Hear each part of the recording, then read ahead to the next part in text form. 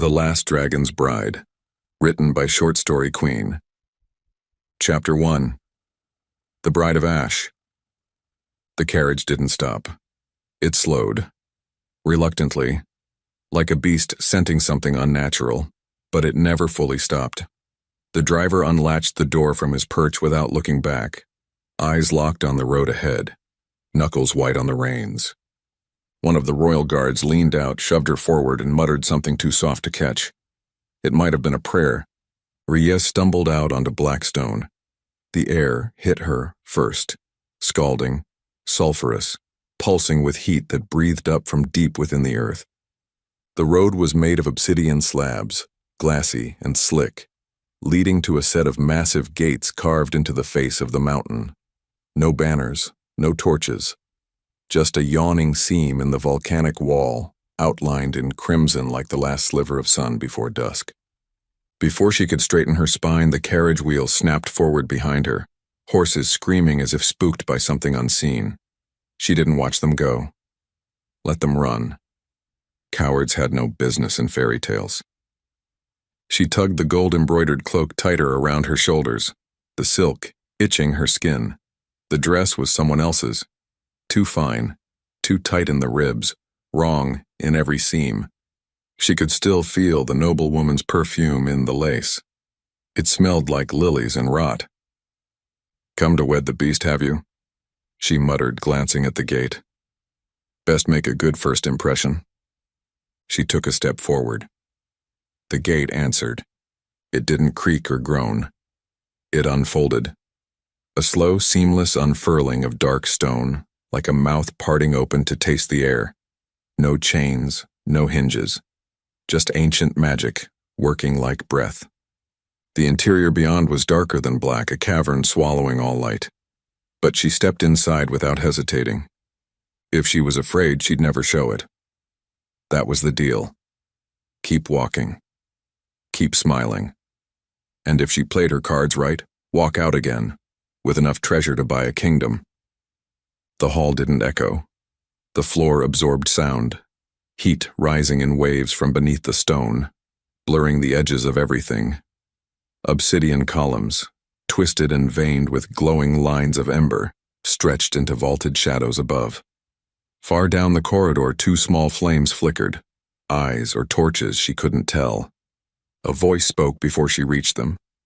"You are not the daughter they promised." Male. Low. Smooth in texture but edged like broken glass. Not loud. He didn't need to be. The walls carried the sound to her bones. Ries kept walking. "No," she said, tilting her chin. "They sent someone better." Silence. It stretched until she felt her skin tighten. She counted 3 full seconds before the flames resolved into eyes. Yes, eyes. Set in a face too symmetrical to be human. He stood at the end of the hall like he'd been carved from the mountain itself. Tall, bare-chested, every inch of him marked in dark molten lines that glowed softly beneath his skin. His hair was black, not merely dark but the absence of light.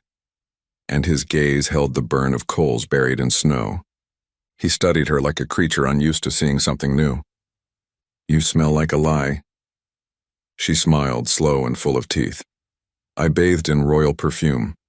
That's probably what you're picking up." The dragon prince Karzolth, the Ashborn, heir to ruin and ritual, tilted his head, not quite amused. He stepped forward. The heat in the room surged, a living pressure that kissed her throat and wrists, and threatened to steal the breath from her mouth. The hem of her gown curled upward at the edges, starting to smoke. He stopped just short of her, towering, bare feet silent on the stone. "Your name," he said. "Lady Ries of Haldrea." She lied. His eyes narrowed. "Your real name." She gave a little shrug. "Depends who's asking. A priest? I'd say redemption. A guard? Forgiveness. A man like you?" Her smile deepened. "You'll have to earn it." The silence that followed had a different weight to it.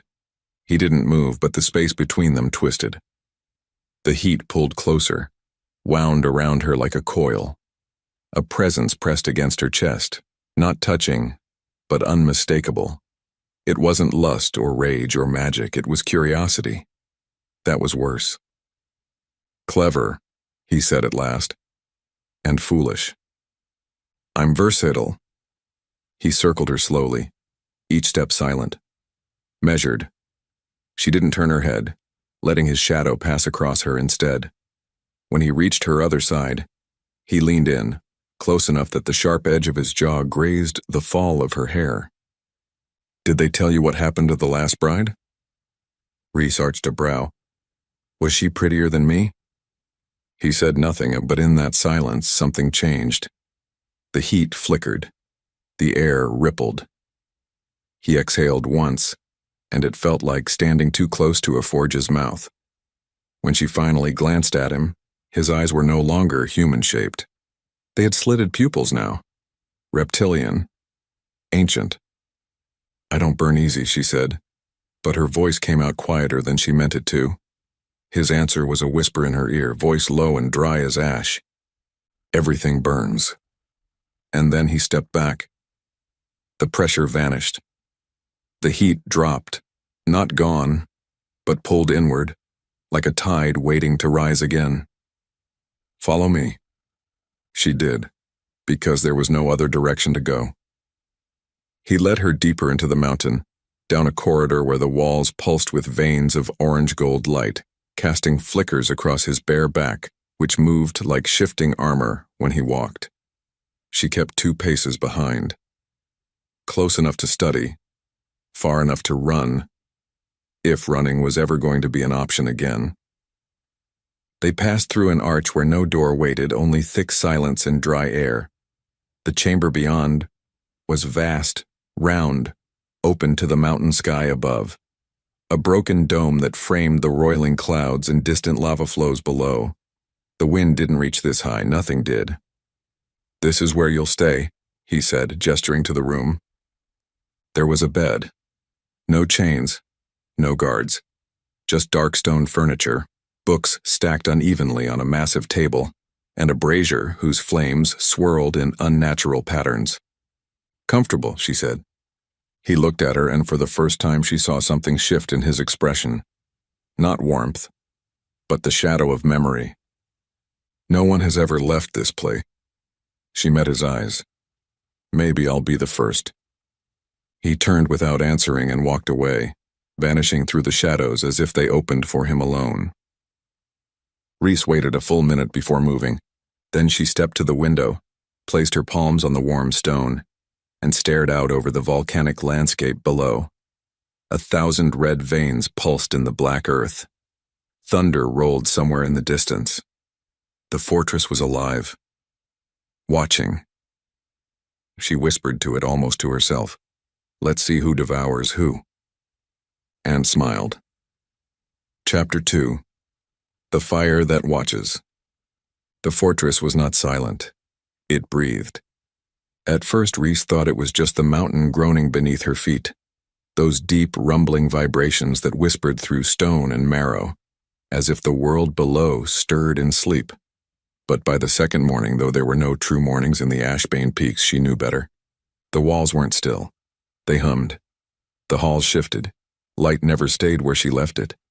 The torches that burned blue one night might be gone the next, replaced by flickering red lines in the obsidian floor that pulsed like veins. She kept track, not openly. She was careful.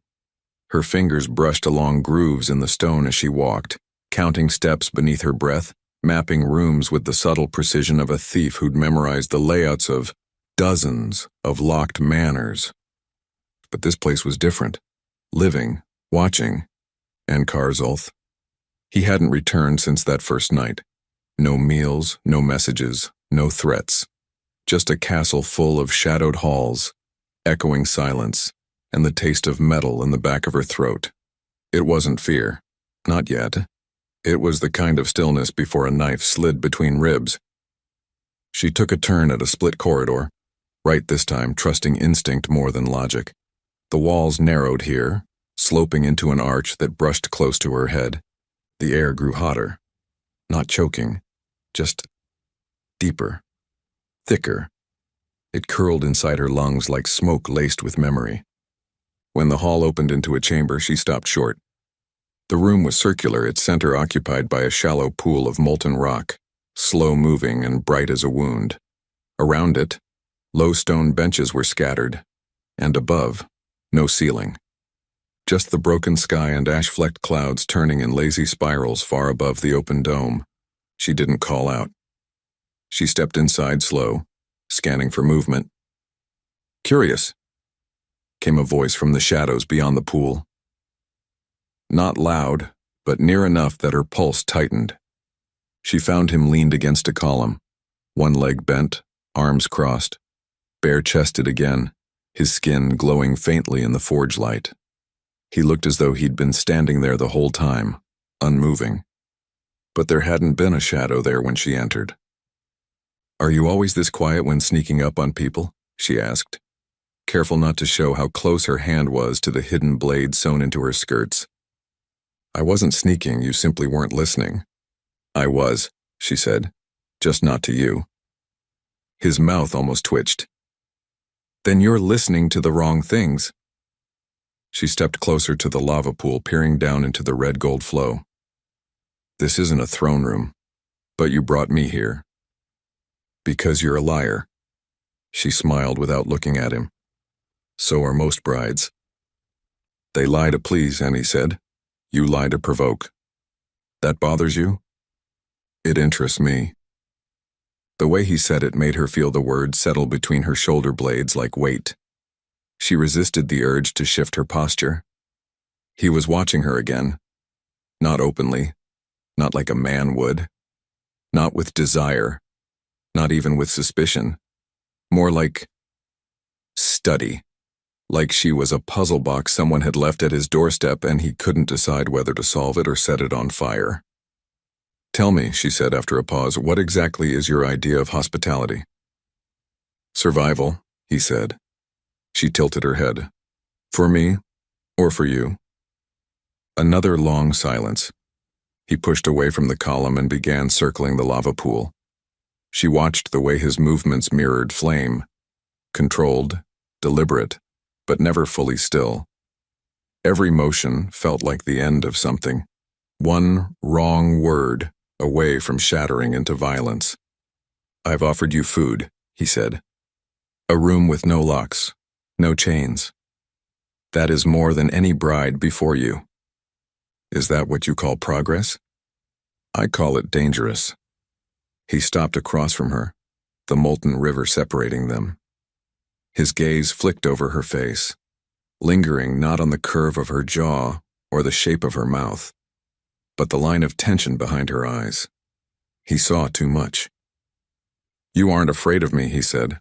"Not yet. But you should be." She met his gaze steady. "And yet you keep talking to me." That time his mouth did twitch. Reese turned her attention back to the pool. The lava glowed brighter near the center, and there, barely visible, was a shape, a stone carving, sunken and broken, as if some ancient sculpture had once stood in the middle and melted. She narrowed her eyes. "What was that?" "The first throne," he said, "before it burned." Was that metaphorical, or did someone actually try to sit on it? He didn't answer. She stepped around the pool slowly, reaching the edge of the cracked sculpture. It looked like wings, or maybe bones.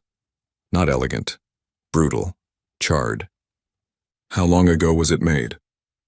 1,000 years, he said, give or take a lie.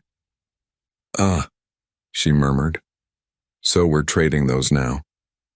He walked to the far wall and pressed one palm to the stone.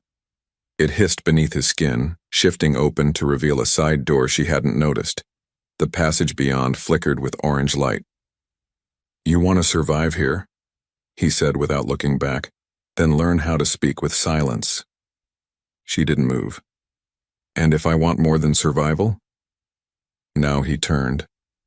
The light caught his eyes and they shimmered, not fully gold, not fully red, like cooled ember, flickering from within. "Then you'll burn." And then he was gone, vanished into the firelit tunnel, door sliding shut behind him. She stayed a while after that, alone with the broken throne and the river of molten earth. The heat pressed against her throat, rising and falling with her breath. She could feel the echo of his presence still in the walls, in the glow of the floor beneath her boots, in the memory of his gaze. Speak with silence, she crouched near the pool's edge, watching the flow of light curl and shift beneath the surface like something half alive. Then slowly, she dipped one fingertip just over the stone, not touching, just almost. Not yet, she thought, but close. When she stood again, the chamber felt different, as if it was listening. Chapter 3, Bones of the Brides. The door had not been there yesterday. Rhys stood before it, breath held, eyes narrowing at the crooked outline that had appeared in what should have been an unbroken wall of obsidian. The hallway behind her was quiet, heat-thick and stale as always, the stones humming softly beneath her feet. But this door, thin, dark, barely wide enough for her to pass through sideways, had not existed before.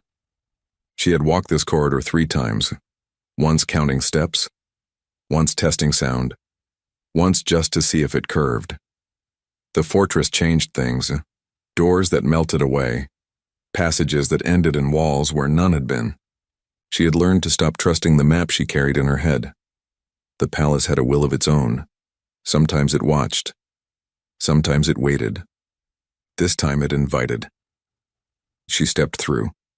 The passage beyond narrowed into shadow almost immediately, the air shifting from volcanic heat to something cooler, dry and still and ancient in the way catacombs feel old, not because of time, but because of memory. The walls here were different, less polished, less alive. The veins of ember that normally glowed like fire under glass were gone. In their place were carvings, words maybe, or symbols, the kind that had once meant something before the meaning turned to dust. Rhys didn't touch them. She walked carefully, eyes sweeping across every curve of the corridor, every odd protrusion or shift in temperature. Her fingers stayed close to the fabric at her waist, near the concealed blade she wasn't supposed to have, just in case the mountain's invitation came with teeth. The corridor sloped down deeper into the heart of the volcano. It felt like descending into a forgotten lung of the world, each breath growing thinner, every footstep absorbed into silence.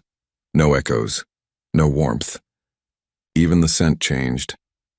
The sulfur and smoke were gone, replaced by dry stone, old ash, and the faintest trace of something sweet and strange, like dried roses buried beneath dust. Then the corridor ended. The chamber it revealed was wide, circular, and quiet, in the kind of way that felt deliberate, as if the silence itself was being preserved, protected, honored. The walls were ribbed with stone pillars that curved overhead like bones. There were no torches. The light came from the ceiling, a dome etched with tiny crystals that shimmered faintly, not bright enough to banish shadow, but enough to reveal what sat in the center of the room. A sarcophagus, not golden, not draped in velvet or crowned in jewels. This was a plain thing, cracked and scorched, its edges blackened by flame. Around its base, scattered in a half-circle like offerings left too long in the sun, were the remnants of lives. A torn ribbon, stiff with age. The twisted wire of what had once been a hairpin. A melted ring. Its gemstone, nothing but a bubbled smear of color. A single, brittle shoe. Rhys didn't approach right away. She lingered at the edge of the chamber, one hand brushing the stone beside her, half expecting it to pull back or shift. But the room was still, waiting. The only movement was from a high, narrow crack in the ceiling where ash drifted down in slow spirals, dusting the stone floor in gray. Her feet moved without permission. She walked toward the sarcophagus like she was walking through a dream she didn't remember having. Each step a question, each breath thinner than the last. The air here was not dead. It was reverent, heavy with something left behind. Not grief. Not exactly. Something older. The objects at the base of the stone tomb were not arranged carefully. There was no pattern, no sense of order, They had simply fallen, or perhaps been dropped, left by hands that no longer existed. When she reached the sarcophagus, she didn't touch it at first. Her eyes swept across the lid.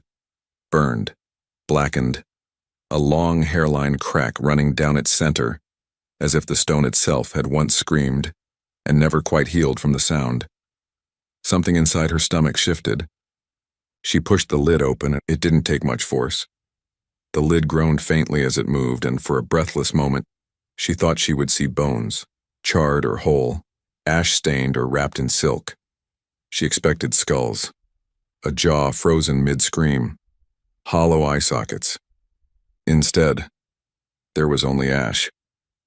A thick, undisturbed bed of pale, powder-fine ash, settled so evenly that it looked like snow on untouched ground. In the center of it sat a necklace. Gold, dulled by time, its chain coiled like a serpent.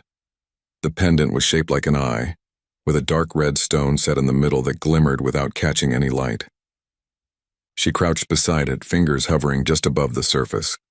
She didn't need to touch it to know this had belonged to a woman, and that the woman had burned, not metaphorically, not in poetry, in truth. A sound stirred behind her. She rose too quickly, heart snagging somewhere behind her ribs, but her hand didn't reach for the blade. She already knew who it would be. Karzolth stood in the shadows near the far pillar. The light didn't reach him. It never did. His face was unreadable, not stoic, just still, like someone watching the final act of a tragedy they'd already memorized, and he didn't speak. Rhys didn't ask him to. She looked at him, then back to the ash and the remnants around it. The ribbon, the ring, the melted lace of a glove. Not treasure, not offerings. They were remnants. The air pressed inward as if the room itself had heard the thought. She didn't turn to face him again. Didn't ask why the chamber existed or how long it had been sealed. The answer was already in the bones of the place. He hadn't made this, but he hadn't buried it either. "They sent them to you," she said quietly, not a question. The silence that followed was not empty. It was thick, ancient. She looked down once more at the necklace, then let her hand fall to her side. "I won't leave anything behind." He didn't answer, but when she glanced over her shoulder, he was already gone. Only the ash remained. Chapter 4. Liar's Courtship. The rules were not spoken all at once. They revealed themselves gradually, like smoke curling into a shape that only made sense once it had filled the whole room. On the morning after the crypt, if it could be called morning in a place where the sun was only rumor, Rhys returned to her chamber to find a tray of food waiting on the stone table. Fresh fruit, warm bread, a glass of something clear and cold that tasted faintly of honey and frost. No locks on the door, no guard posted. But someone had been inside while she slept. That was the first signal. The second came when she stepped into the corridor beyond and found it unchanged, which was odd in itself. No melted doors, no shifting walls, just the long black spine of hallway leading toward the upper level. Open, unguarded, deliberately so. She walked it without resistance, testing corners with a careful hand, listening for movement, sensing nothing but a faint warmth in the stone beneath her boots. Not dangerous. Not yet. At the highest level of the keep, a wide chamber with floor-to-ceiling windows opened onto a ledge of wind-swept obsidian. There, she found him. Karzolth stood without armor, only a dark tunic clinging to his frame, sleeves rolled to the elbow. His hands rested on the stone balustrade as if he were holding the mountain together by sheer force of will. The sky beyond him was the color of extinguished coals. A storm flickered in the distance, not lightning exactly, just veins of fire running through the clouds. He didn't turn when she entered. "You're not keeping me locked up anymore," she said without greeting. He didn't answer right away, then finally, "You're not trying to run." That wasn't true. She had considered escape every day since her arrival. The problem was there were no doors leading out of this place, only in, no road to follow, no horses. The peaks twisted around the fortress like fingers folded into a fist.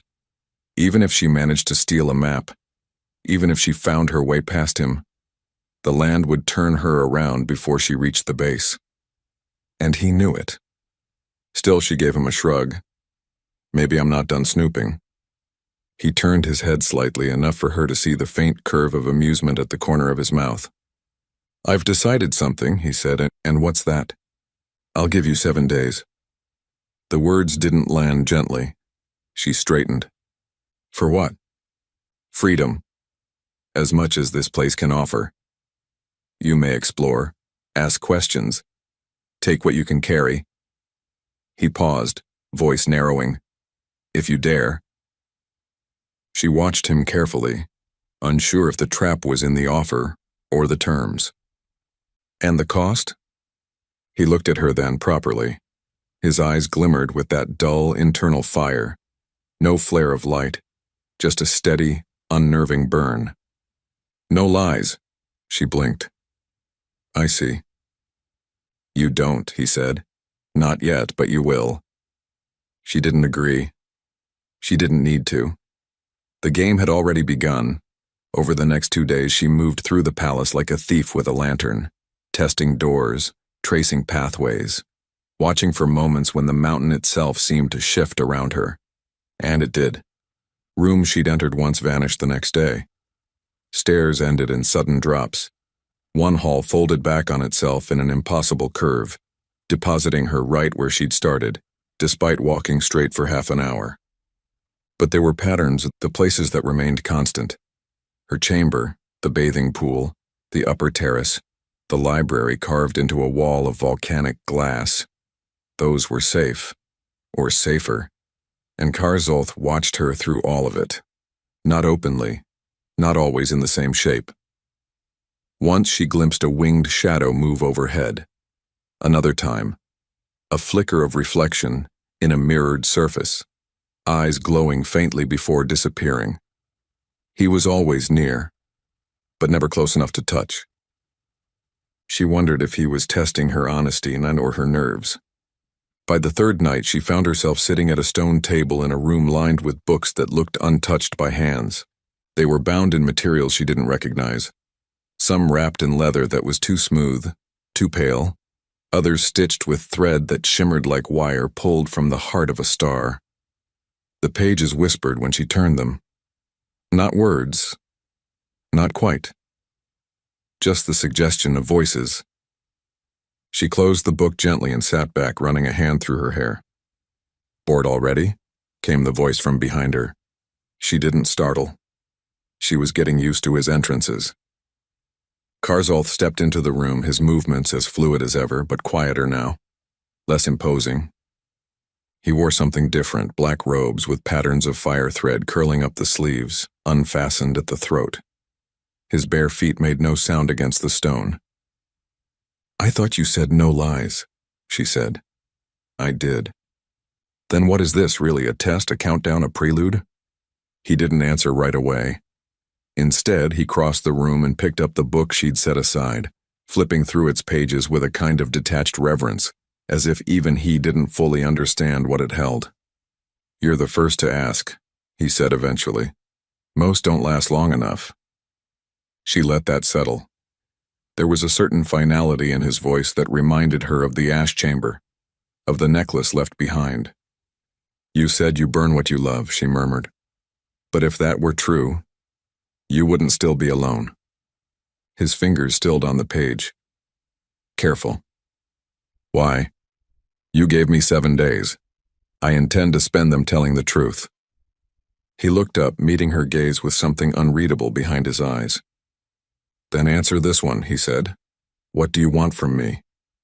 She hesitated, and there were a dozen clever answers she could give. 100 lies that would taste like truth. But none of them would work here. She stood slowly and stepped around the table, close enough to feel the warmth rising from his skin.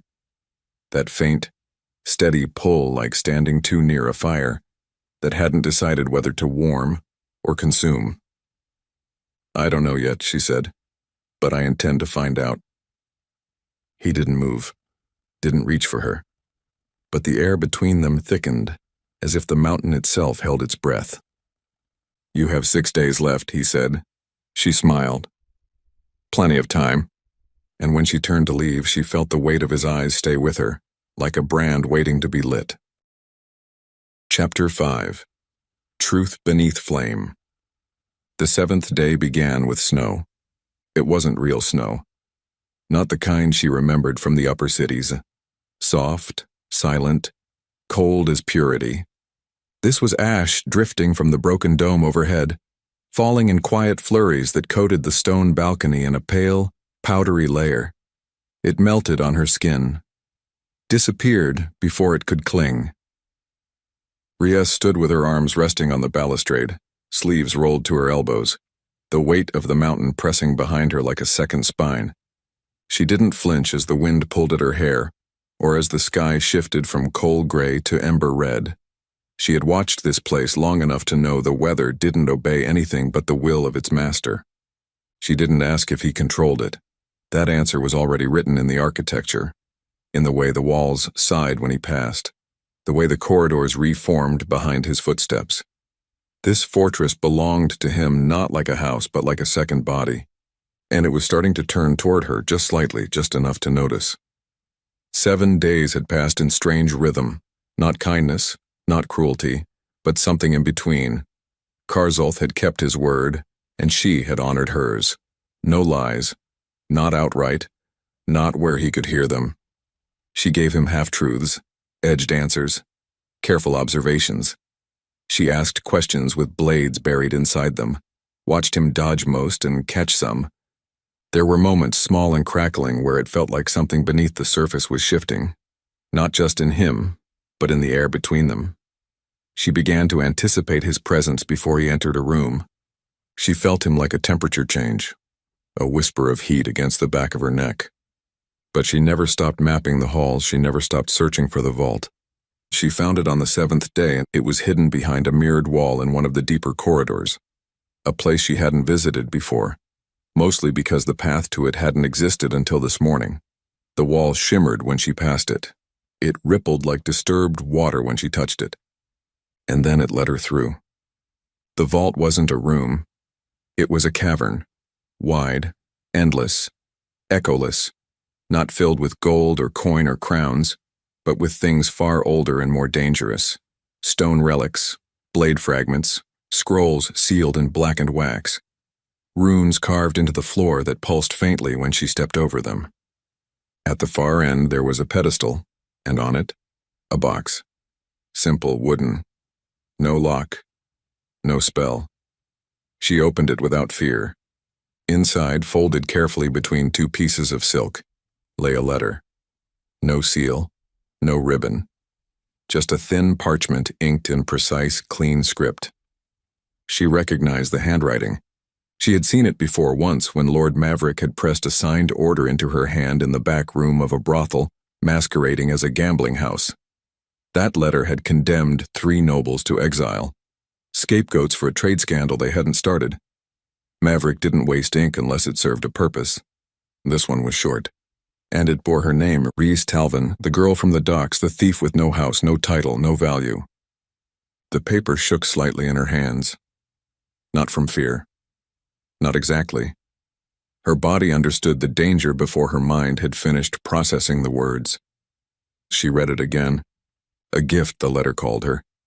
A calculated sacrifice. No one of consequence. No one the kingdom would mourn. A lie wrapped in silk, sent into the dragon's mouth to buy time and silence. No real bride, just a thief with a sharp tongue and a list of instructions. The vault didn't react. The pedestal didn't crumble. But something in the air changed, as if the chamber itself had exhaled, and somewhere deeper in the fortress, something began to wake. She put the letter back in the box and closed it softly. Her fingers lingered on the edge, uncertain.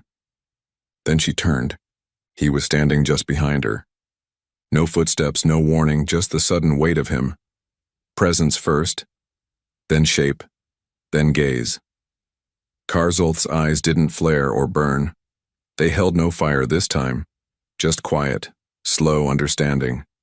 She didn't speak, and he already knew. There was no accusation in his expression. No rage. No betrayal. Just a kind of deep, still silence that made her feel small in a way she hadn't since the night she arrived. He took a step forward and the pedestal between them melted. Not violently, but as if the stone had given up on pretending to matter. She backed away. He didn't follow. "You knew," she said finally, her voice rough from disuse. "You let me think." "You think I let you?" His voice was soft, quieter than the fire crackling somewhere far above them. "I wanted to believe." That landed harder than any threat would have. He hadn't been deceived. He'd chosen the lie. Reese shook her head, jaw tight. "It wasn't personal. I didn't come here to hurt you." "No," he said, "you came to steal from me. I came because I had no choice." He didn't move, but the heat in the chamber began to rise, slow and creeping, like the beginning of fever. "Then why lie once you were already here?" She had no answer, not one she could say aloud. Something in her chest had shifted, twisted into something that made it hard to breathe. She wanted to blame the room, the ash, the letter, but she knew it wasn't any of those things. She had started to want him to see her. And now that he had, she wished he hadn't. Karzolth turned away first. That was somehow worse than if he'd shouted. Worse than fire. "You'll remain in your chamber," he said, his voice colder than she'd ever heard it. "The halls are no longer yours." "I didn't ask for your trust," she said quietly. "No," he murmured, not looking back. "You just took it." He vanished into the shadows, the vault sealed behind him. She stood in the dim stillness, surrounded by relics that no longer meant anything, and let the silence crawl under her skin. The mountain no longer watched her. It had turned its gaze away. Chapter 6. Ash reclaims blood. The walls had stopped shifting. Rias noticed it first in the silence, not the comforting stillness of a mountain breathing around her, but something more absolute. A dead quiet that stretched through every corridor, every chamber, every inch of space she dared to pass through. The air had grown still and heavy, as if the fortress itself were holding its breath. The stone no longer pulsed faintly underfoot. The glow from the ember-veined walls had dulled to a sickly orange, barely warm. She had been confined to her chamber for 2 days. No guards, no bars. Just silence and doors that refused to open when she approached. The mountain obeyed him again, or perhaps it no longer cared to tolerate her. Her meals still came, carefully plated, placed at the threshold by unseen hands, but no message, no word, no trace of Karzolth himself. It was a kind of punishment she understood too well. Not pain, but absence. He had withdrawn from her entirely, and yet the fire hadn't turned on her. Not yet. She still felt warmth in the stone walls at night, still heard faint, molten groans through the floor. It felt like the mountain didn't know what to make of her now that the truth had settled. Neither did she. She hadn't planned to stay. That had never been the game. Survive, steal, leave. Those were the rules. But rules warped in places like this. Her instincts, so sharp in the city streets, so unflinching in candlelit corridors of court betrayal, had begun to fray here.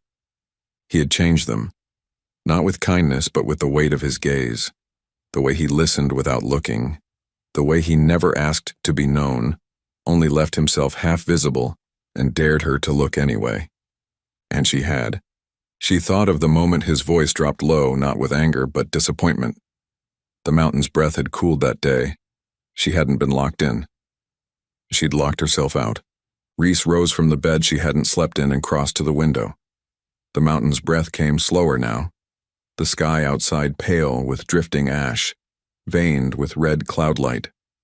The ash fell heavier tonight, thicker, coating the stone ledge in uneven stripes like a warning. She pressed her palm to the frame. The warmth pulsed beneath her skin, faint but familiar. Still alive, still listening. So was she. She left the room with nothing but her boots and a coil of cloth tied tight around her waist. A thief's belt, a habit she hadn't broken even here. The doors didn't resist her this time. Not fully. They didn't swing open either, just loosened as if unsure whether she was permitted. She slipped out through a hall she hadn't walked in days, following old memory and half-formed instinct. The crypt had not called her since her first descent, but she knew how to find it. Knew that its silence wasn't like the others, that it remembered what the rest of the fortress tried to forget. The passage narrowed, the stone pressed close. As she reached the final arch, the light changed, not warm, but silvered, like bone dust reflecting torchlight. The air grew thinner, colder. The breath of the volcano didn't reach this far down. She stepped into the chamber where ash still lingered in neat, terrible layers across the floor. The sarcophagus sat untouched, the relics of past brides scattered like accusations. But it wasn't the center of the room that drew her now. It was the wall to the left, a section she hadn't noticed before, or perhaps hadn't been allowed to see. The stone there was darker, carved with old sigils nearly buried beneath centuries of soot. She brushed her hand over them carefully, fingers tracing symbols she didn't understand, not fully, but enough to know their purpose wasn't sacred. It was binding. Beneath one of the larger stones she felt it, a shift, a seam, the press of air behind it. She pried it open with slow, careful pressure. A compartment clicked, revealing a hollow pocket in the wall. Inside, parchment, brittle with age. The ink faded but legible, the words sharp even as the edges of the page crumbled.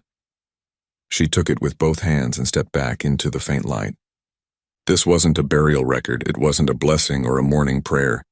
It was a ledger, a contract, a record of terms, between the court of Alisar and a sorceress of the Ashlands. A deal struck not to protect the realm from dragons, but to weaken them from within. The first bride had not been sent as a peace offering. She had been a weapon. She had cast a curse not on Karzolth's magic, but on his blood, not to destroy him outright, but to chain him to sorrow, to hunger, to grief that spiraled into violence. Each new bride offered was not a tradition, it was fuel. Every century another human soul to feed the fire, to keep him broken, to ensure he never rose. The curse was not an ancient prophecy. It was a political design. Rhys stared at the document, at the names and dates and symbols scrawled across the bottom in blood-red ink. Her hands trembled, not with fear, with rage. They had sent her here to die, not for peace, not for justice, but because they had always planned to keep the Dragon Prince bound. Not dead, not alive, just trapped. And she had been foolish enough to believe she could outwit both sides. She turned at the sound of breath behind her. He stood in the archway, barefooted, unarmored, the firelight outlining him like a statue left half-finished.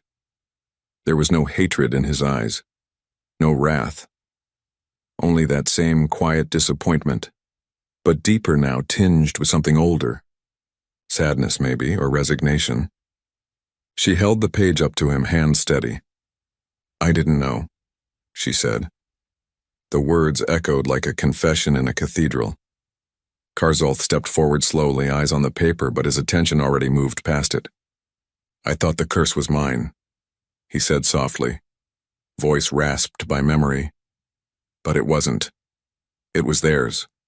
Their grief, their hatred, their fear." She folded the parchment. Carefully, slowly, her voice came out low, quieter than she expected. "We can end it."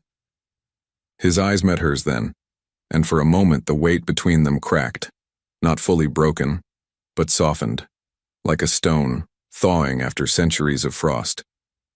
"The court will come," he said. "They'll want to finish what they started." She nodded. "Let them." The mountain stirred beneath them, not with anger, but with awakening. Ash began to fall faster. Chapter 7. The Dowry Breaks. The first sign of their arrival came not in the form of riders or banners, but in the sky.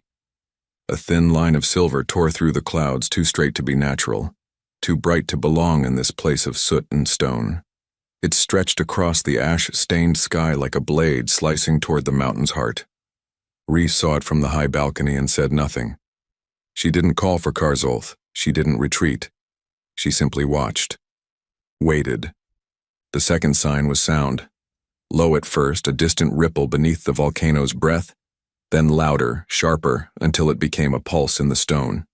Hooves, iron wheels, metal-clad boots. Not an army, but a delegation. Enough to carry steel and intent. Enough to take something that didn't belong to them. The court had come early. They hadn't sent word. There was no ceremony, no trumpets. Just movement, swift and precise. And that meant one thing. They weren't here to negotiate. They had come to finish what they'd started centuries ago. Rhys moved without urgency, though every part of her ached to run. Not away. Toward him. Toward the part of the fortress where heat still gathered thickest. Toward the forge heart of the mountain, where he stood alone, silent, watching the storm build behind his own eyes. She found him where the light was weakest, his back turned to the rising glow of molten stone. He didn't speak when she approached. Didn't ask how she knew. He only stood there, motionless, shoulders drawn, the long line of his spine tense like a bow before it snapped. "They're here," she said. "I know." She waited for something else, a command, a plan. But he gave her nothing. The air was thick with magic, not wild, but restrained, like an animal pacing the edges of a cage that had rusted just enough to tempt escape. "I can help," she said quietly. "We can face them together."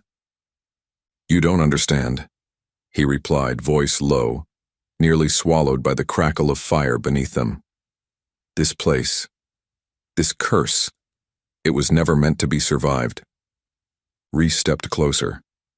Her palm hovered near his arm, just above the skin. The heat poured off him now in waves, as if the mountain and the man were becoming the same thing, molten, ancient, dangerous. "You're not alone anymore," she whispered. "You don't have to let it take you." He turned to her then, slowly. The light caught his face in profile. Beautiful, terrible, otherworldly. And behind his eyes, that same flicker of sorrow she'd glimpsed once before, back when she'd still been lying and he'd still been trying not to care. "I would rather let it take me than let it take you." The words didn't fall from him, they burned their way out. She didn't answer. Not with words. Instead she moved, swiftly and without pause, placing both hands flat against his chest. The contact was immediate, unbearable, searing, electric. Not from pain, but from the weight of everything between them. The fire should have blistered her. The mountain should have swallowed her whole. But it didn't. It hesitated, as if it too was waiting to see what choice would be made. Outside, the thunder of footsteps climbed the paths toward the palace. She felt it in the floor, in her bones. She didn't flinch. She didn't pull away. "You are not a cur," she said. "You were made to believe you were." His hands reached for her, not to pull her in, not to possess, but to steady himself. One pressed lightly to the side of her neck, the other at her waist. Careful, almost reverent. As if he'd spent centuries mastering destruction and had no practice at anything else. She tilted her head, lips brushing the edge of his jaw. Not a kiss. Not yet. But the promise of one. A fragile, staggering moment where she could feel the fire rise again. Not around them, but in them. He exhaled her name like it was the only thing left that belonged to him. And then the fortress doors exploded. The ash carried it first. A burst of pressure, then steel on stone, then voices. Too many. Echoing through the halls with all the restraint of men who believed they were invincible. Rhys turned, pulling away, but Karzolth caught her hand. Not hard, not in panic, but in a way that said don't. His voice came, low and clear. "Stay behind me." She didn't argue. The corridor leading to the throne hall burned brighter now, not from torches, but from his power pulsing outward in slow, terrifying waves. The walls shimmered, the air bent. And when the soldiers entered the chamber, they didn't find a man waiting. They found a dragon. Not fully beast, not fully flame, but something in between. Wreathed in molten shadow, tall as the columns, wings unfurled like broken obsidian blades, eyes glowing with ancient fire. Not a monster, not a myth, a reckoning. The first soldier to raise a sword never had time to swing it. The fire didn't erupt.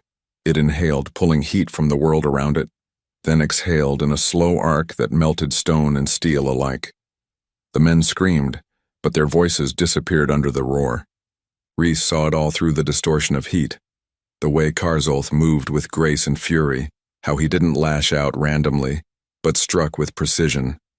A protector wielding the very curse meant to destroy him. She moved too, not away but toward the vault passage, the path they would use to flank him.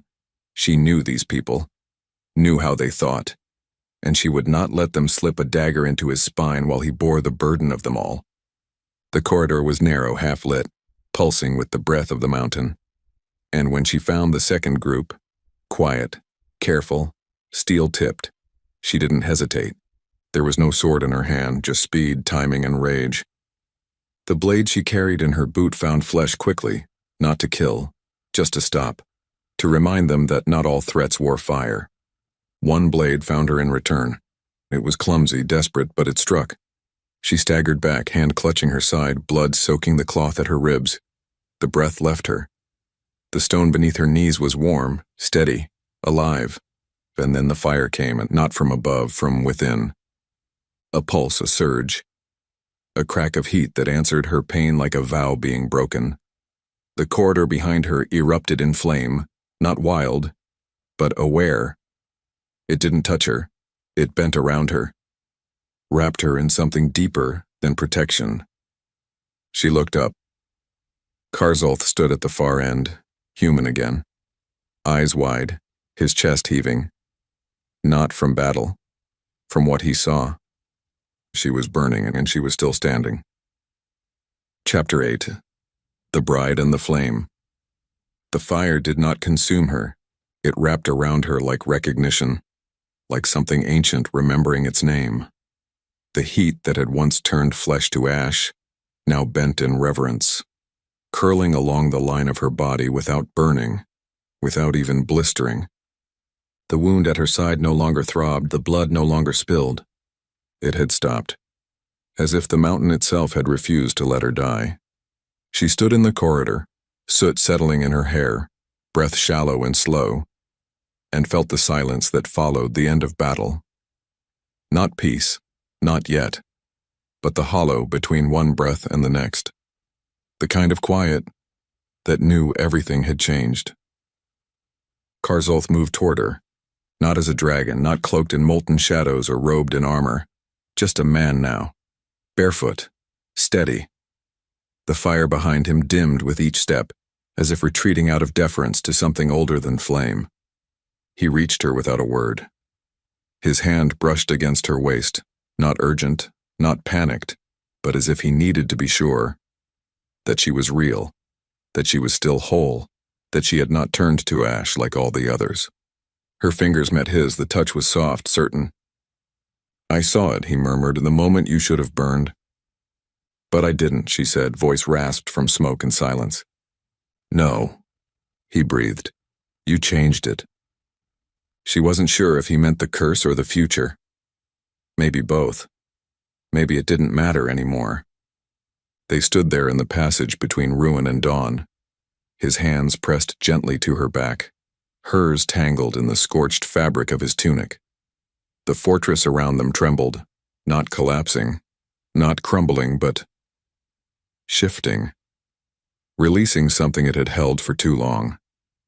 The mountain was no longer keeping a prisoner, it was bowing to a queen. The bodies were removed before nightfall, not by servants, there were none left, but by the fire itself.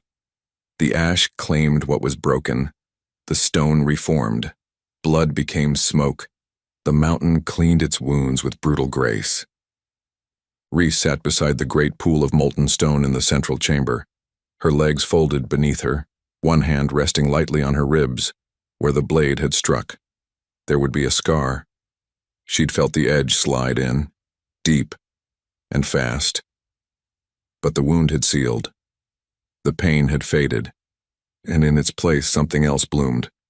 Not power exactly, but presence, a weight, a sense of being known. She no longer felt like a guest in the mountain, or even a trespasser. It no longer whispered threats at her back or bent the halls when she wasn't looking. Now it breathed with her. She didn't turn when she heard his footsteps. The air changed slightly, warmer always, but softer now. She knew his rhythm well, knew how he moved when he wanted to be heard and when he didn't. Karzolth sat beside her without speaking. His presence was large as always, but no longer sharp, no longer defensive. The firelight gilded the edges of his profile, the long line of his throat, the curve of his jaw, the faint glow beneath his skin.